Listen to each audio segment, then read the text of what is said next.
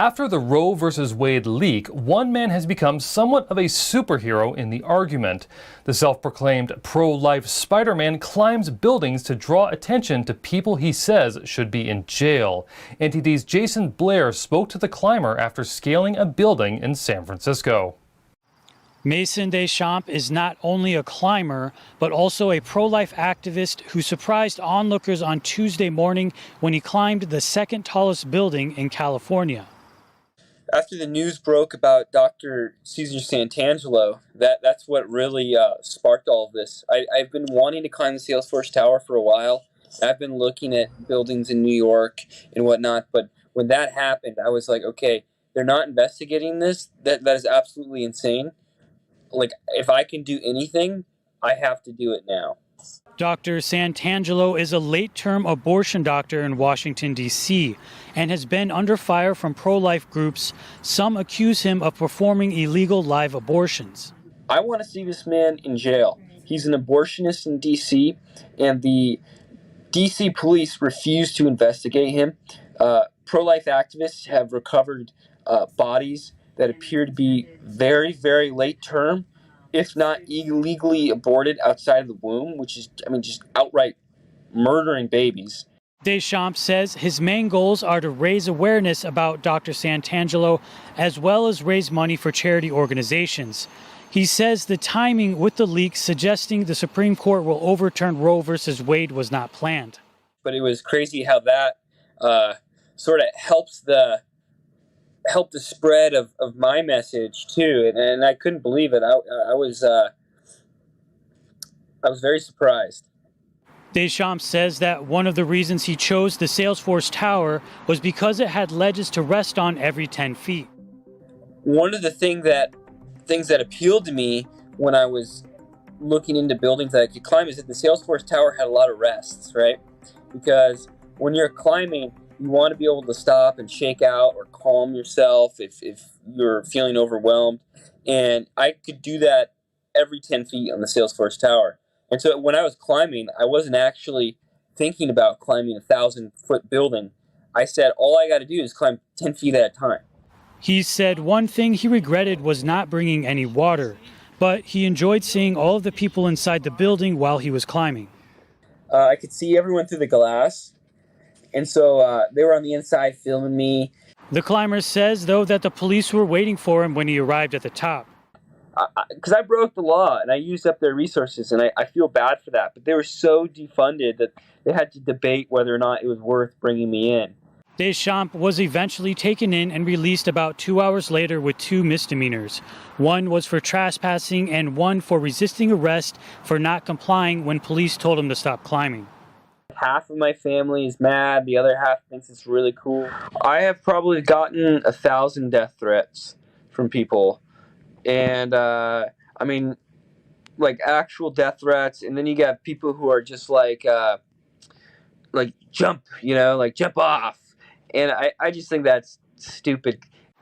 But he's also received a lot of support. Deschamps shares his activity on Instagram and said he especially enjoys reading the comments on his charity GoFundMe page. Jason Blair, NTD News, San Francisco. The recall effort against the Los Angeles District Attorney reached another milestone recently. NTD's Eileen Ng spoke to a former district attorney who once held the same post about why the recall effort has so much momentum. Los Angeles District Attorney George Gascon is facing a recall. As of May 1st, the effort to recall Gascon has surpassed 400,000 signatures and raised over $6 million to support the campaign. Steve Cooley, former Los Angeles County District Attorney and co-chairman of the Recall George Gascon campaign, says the recall is on track. You have law enforcement, you have the deputy district attorneys in that office who have voted 98% to recall George Gascon. You have law-abiding citizens. You have people like myself, retired prosecutors who care very much for that office and know that he is destroying it. So yeah, you have a combination of a lot of different highly motivated people who want to get George Gascon out, and they're working hard. Since Gascon entered office in 2020, he's been accused by critics of being too soft on crime amid an overhaul of the county's criminal justice system. His policies are very, very criminal-oriented. Many of his policies do great harm to victims and victims' next of kin. They used to be helped and in some cases represented by the district attorney's office, but Gascon has shunned them. He works against them in the courtroom. He works against them at parole hearings. To trigger a recall election, the campaign must collect over 560,000 verifiable signatures from registered Los Angeles County voters, or 10% of the total current registered voters, by July 6 to make it onto the November ballot. In addition to paid and volunteer signature gathering, campaign leaders said they are preparing to mail out petitions with prepaid return envelopes to target county voters. Prominent organizations support the recall effort, including the Association of Deputy District Attorneys and the Association for Los Angeles Deputy Sheriffs. More than 34 cities have issued votes of no confidence in Gascon. The Gascon campaign informed NTD it has no comment at this time. Eileen Ang, NTD News, California.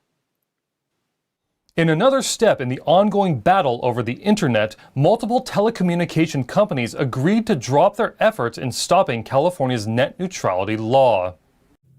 The joint decision on Wednesday was made by internet service providers and Attorney General Rob Bonta. It ended the nearly 4-year legal battle in California.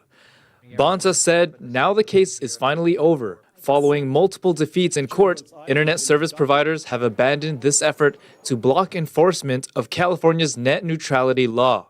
Net neutrality prohibits companies from blocking web content or slowing down internet traffic if the content is lawful.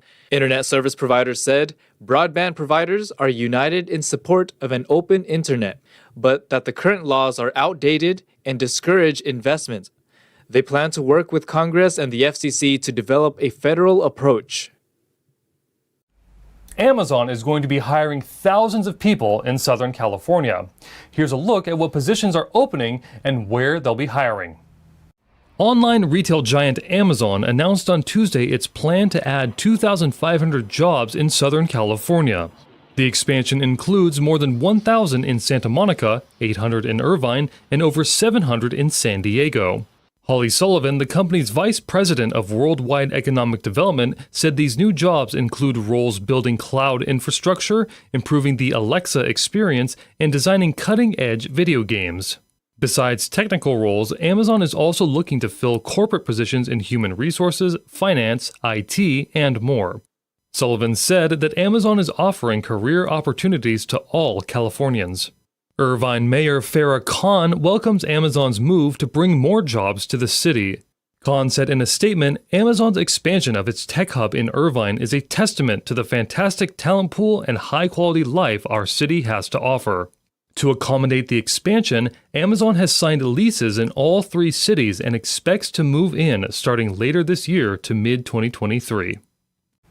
For all of you animal lovers out there, May is National Pet Month. One animal shelter in Northern California has added more hours for adoption and even lowered fees. NTD went to have a look at who was looking for a new home. Oakland Animal Services is holding a special event to celebrate National Pet Month. The director, Ann Dunn, has worked for the Oakland Animal Shelter for about 2 years. Our main goal is matchmaking, so trying to help people find an animal that's a good fit, and we do want to make it as easy as possible for people to adopt, so we try not to have barriers to adoption. The shelter has decreased their adoption fees for all animals to $20 through the weekend. $20 is much lower than regular adoption fees. Dog adoption fees are $150 on a regular day at this shelter. I know that people have concerns about reduced fees for adoptions, but the research shows that it's really not a factor, that people take it seriously. So it's not on a whim getting an animal. Naturally, Anne encourages people to get a pet. The advantage of having a pet is it is just pure love. You know, it's a no, it's it just accepts you who you are, and having that kind of companionship to come home to. You know, if you've had a bad day and you come home and you see that animal, it just kind of helps you release that. Oakland Animal Services makes the adoption much easier, and that there are ways to adapt to various lifestyles. Let's say you live in an apartment, we're not going to say you can't adopt, but we're going to say make sure that you take the dog on a long walk and give it the exercise that it needs, which is good for the dog and it's good for you. Anne said there are multiple reasons why animals are sent to shelters. She said some are sent by previous owners, while others are strays or lost. I first got my dog at a Sacramento shelter because they were full, and I saw that the Oakland shelter was full, and I really hate to see these dogs, get killed or anything like that, so we really wanted to adopt one as well, so that we could have a friend for my dog. I've been looking for a dog for the past 2 months. I had my dog, Rocky. He was a pit bull mixed with the German Shepherd for 10 years, and sadly he passed away in November, which was heartbreaking, and we've been looking for a new dog. Well, not to replace him, but we need a companion. More visitors are coming with their friends and family since the adoption event begins. Volunteers, who are major contributors to the effectiveness of shelters, are helping visitors who are interested in adopting pets. One volunteer said they work to rehabilitate animals before adopting them out. Healing the dogs, and so these families get them, and it's the coolest thing. But seeing a dog kind of come out of their shell is beautiful. But I also feel like making sure that the animals have what they need, being in homes that people know how to treat their animals and they know how to be good pet owners. That's so important. Pam emphasized the companionship of pets, but also the responsibility of taking care of them. Oakland Shelter is open to everyone, and they encourage locals to come and see who's looking for a home.